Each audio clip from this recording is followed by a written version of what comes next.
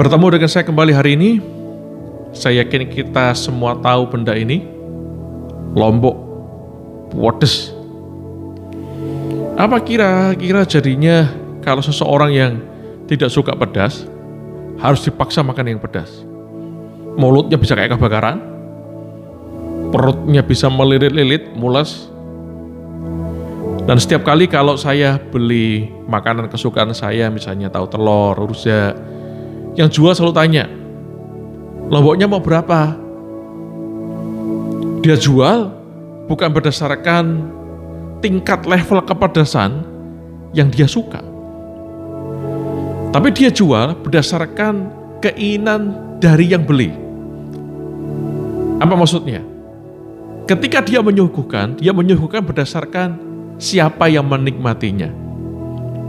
Yang menikmati suka pedasnya, lomboknya 3, ya dikasih 3. Lomboknya 5, dikasih 5 sama dia. Sesuai dengan keinginan yang menikmati dari makanannya dia. Dan hari ini saya bicara sesuatu yang sederhana. Bicara soal apa? Selera. Setiap orang itu punya selera. Ada yang pedasnya 3 lombok. Ada yang pedasnya sampai 5 lombok.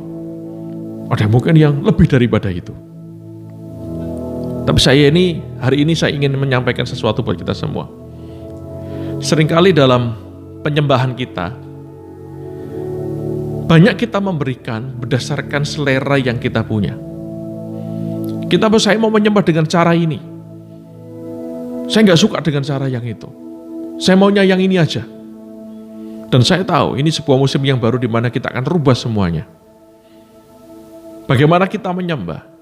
Bukan berdasarkan selera kita. Tapi mari kita menyembah saat ini berdasarkan selera, appetite dari Tuhan. Apa yang Tuhan suka, mari kita berikan. Mari kita kerjakan dengan sungguh-sungguh.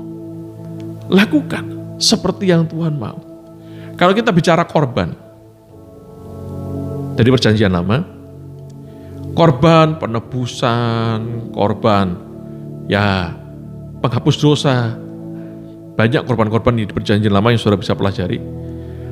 Korban-korban ini punya ciri.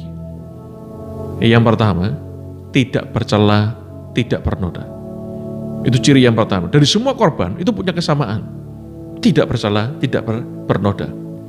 Kesamaan yang berikutnya, itu diolah dan dipersembahkan berdasarkan seleranya Tuhan.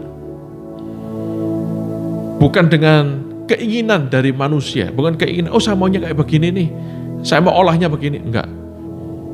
Dicampur begini, itu ikut seleranya Tuhan. Itu kalau saudara belajar dari perjanjian lama seperti itu.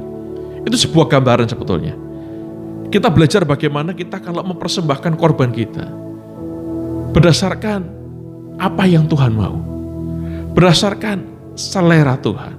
Apa yang kita berikan tidak bercela, tidak bernoda. Yang terbaik.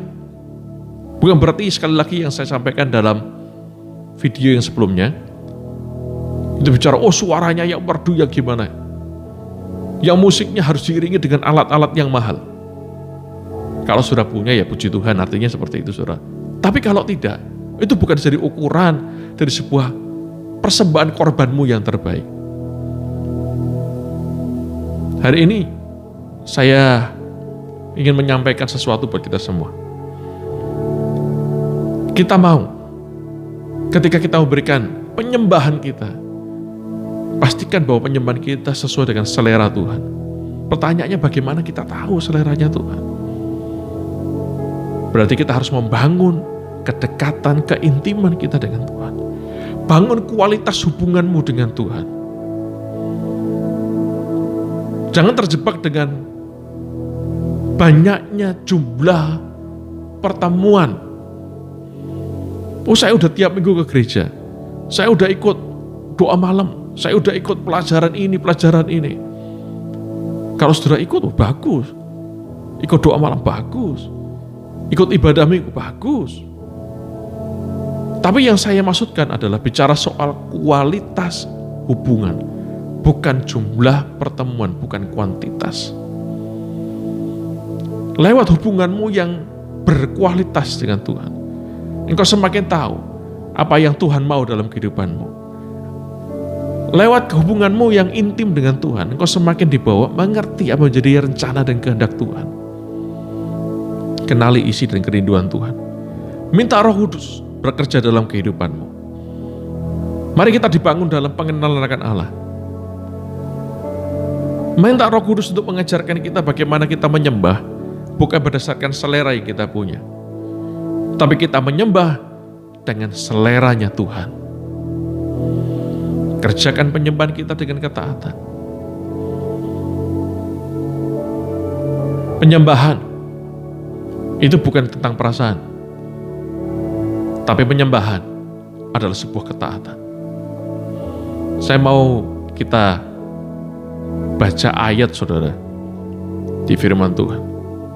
Di Markus 12 ayat 29 dikatakan, jawab Yesus, hukum yang terutama ialah, dengarlah hai orang Israel, Tuhan Allahmu, Tuhan itu Esa. Kasihlah Tuhan Allahmu dengan segenap hatimu, dengan segenap jiwamu, dengan segenap akal budimu, dengan segenap kekuatanmu. Dan hukum yang kedua ialah, kasihlah sesama manusia seperti dirimu sendiri. Tidak ada hukum lain yang lebih utama daripada kedua hukum ini. Jika kita mengaku mengasihi Tuhan dengan segenap hati, segenap jiwa, kemudian dengan kekuatan,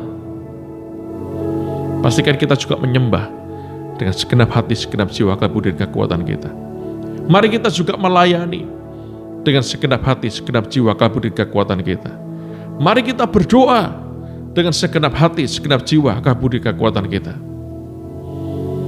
Dan mari sama-sama kita belajar untuk memberikan penyembahan kita, bukan berdasarkan apa yang kita mau, tapi berdasarkan apa yang Tuhan mau. Pastikan ada selera Tuhan dalam penyembahanmu. Tuhan berkati. God bless.